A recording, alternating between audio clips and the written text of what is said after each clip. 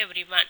I am Roslyn, Assistant Professor in EC Department of RMK Engineering College. I welcome you all to this session on transducers. Let us see what are the topics which we are going to see in this session.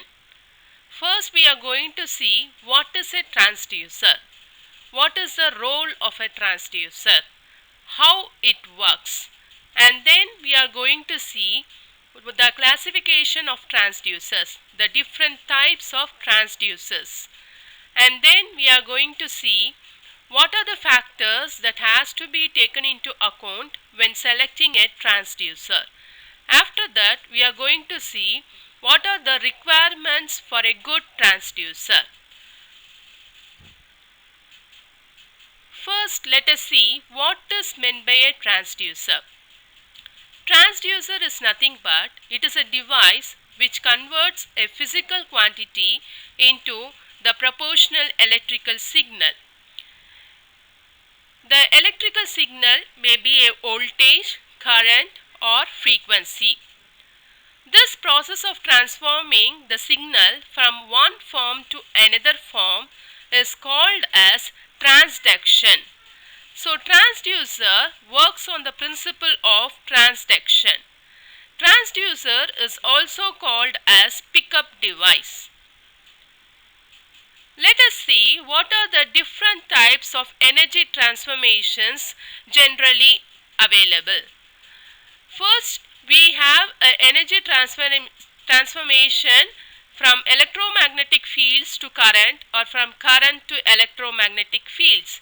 Example, the receiving antenna and transmitting antenna. So here the energy transformation is between the electromagnetic field and the current. We have the electrochemical energy transformation, where the energy transformation occurs between a chemical substance and a voltage. Example are pH probe and fuel cell. Next, we have electromechanical energy transformation, where the energy transformation occurs from mechanical movement to voltage or the vice versa. Example, motor, generator and phonograph cartridge. Next, we have electroacoustic energy transformation, where the mechanical vibration is being converted into voltage or the voltage is converted into mechanical vibration. Example, loudspeaker and microphone.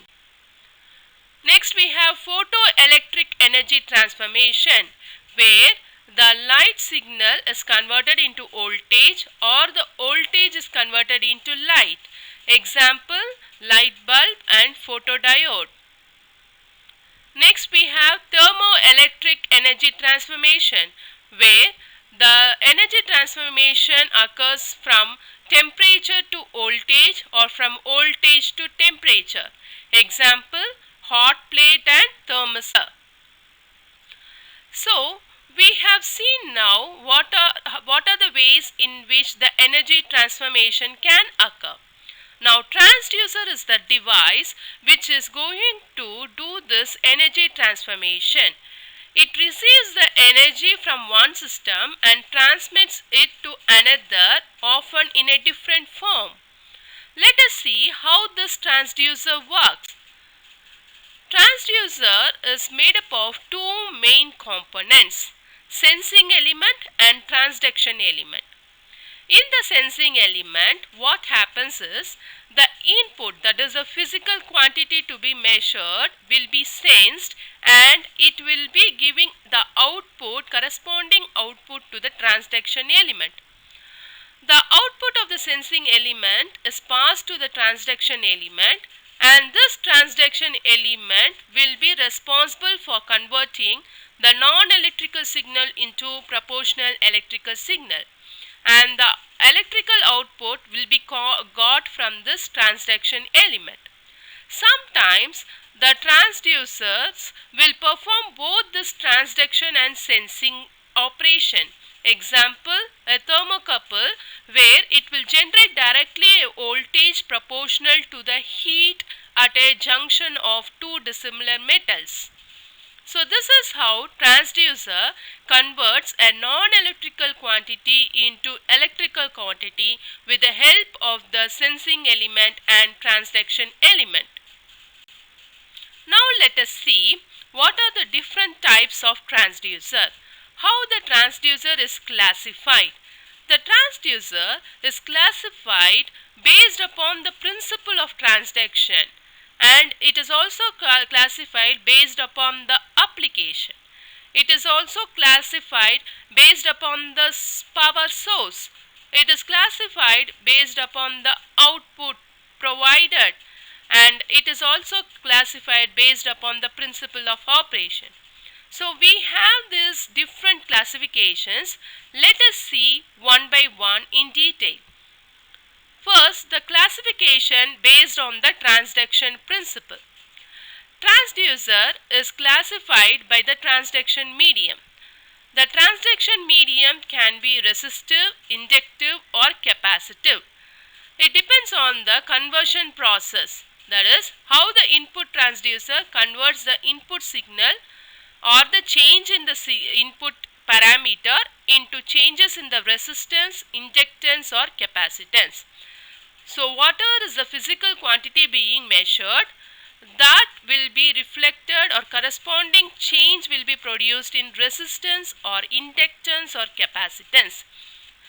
That is the classification based on the transduction medium. So we have different examples for this. For resistive transducer, we have thermocouple, thermistor, strain gauge. In inductive, we have LVDT and RVDT. In capacitive, we have the microphone. The next classification is based on the methods of application. So, how the transducer converts the non-electrical quantity into electrical quantity, whether directly or indirectly. Based upon that, we have primary transducer and secondary transducer. In primary transducer, the input is directly sensed by the transducer and the physical phenomenon is converted to electrical form directly. Whereas, it is like example thermistor. Whereas, in secondary transducer, the input signal is sensed first by some sensor and then it is given as input to another transducer that converts it into electrical form.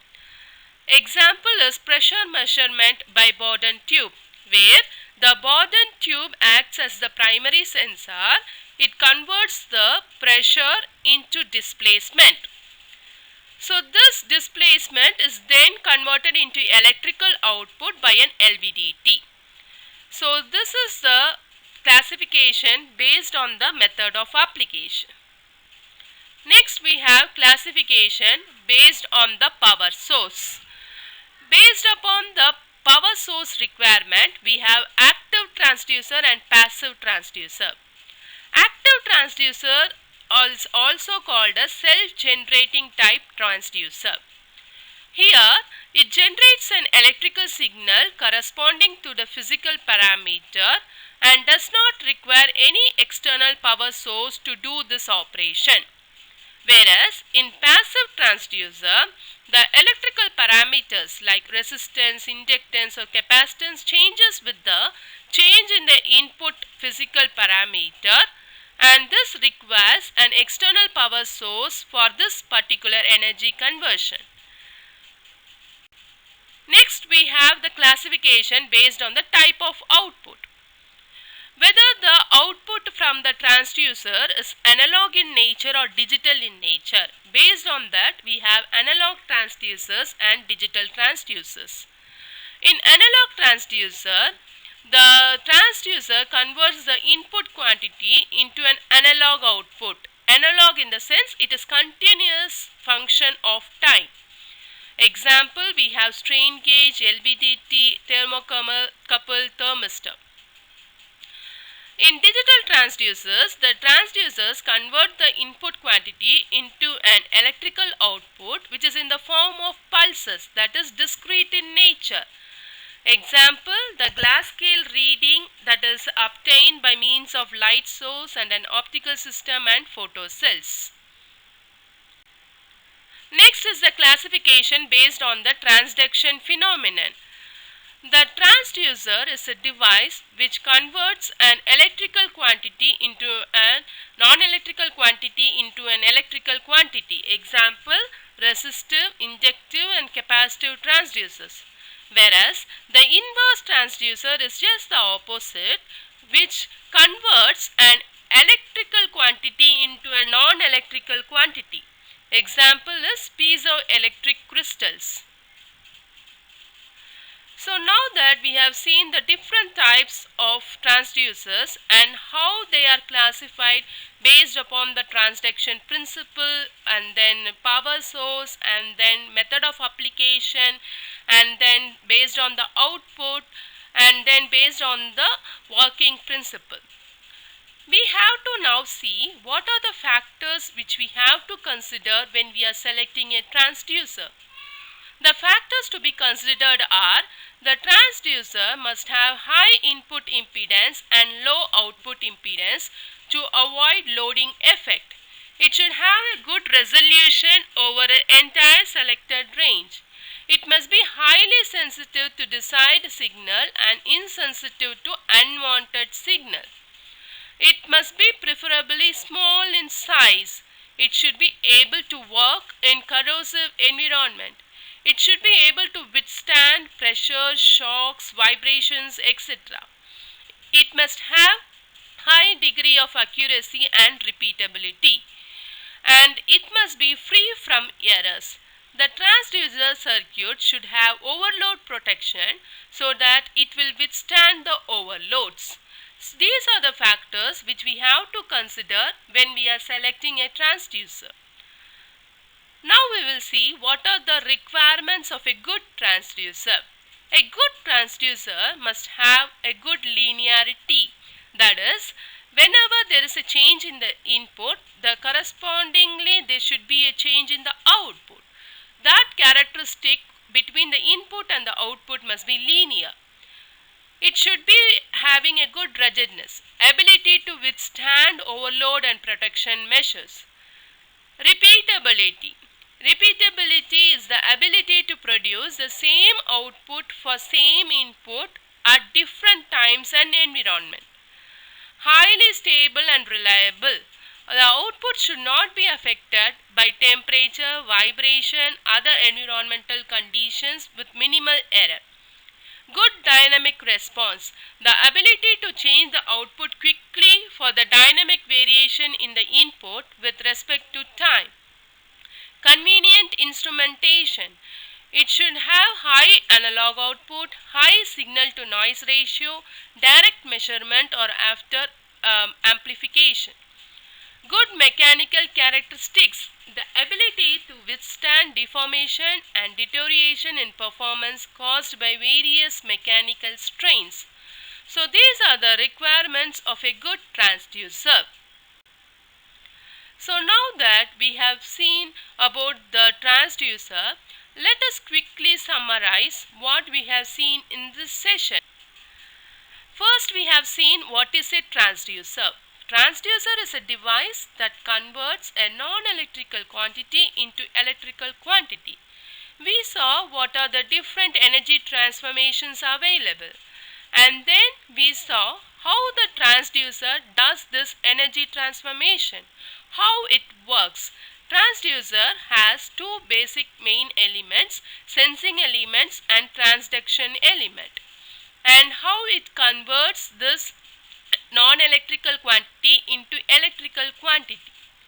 Then we saw what are the classifications in the transducer. Based upon the transduction principle, we have resistive, capacitive, inductive transducers. Based upon method of application, we have primary and secondary transducer. Based upon the power source, we have active and passive transducer. Based upon the output of the transducer, we have analog and digital transducer. Based upon the transduction principle, we have transducers and inverse transducers.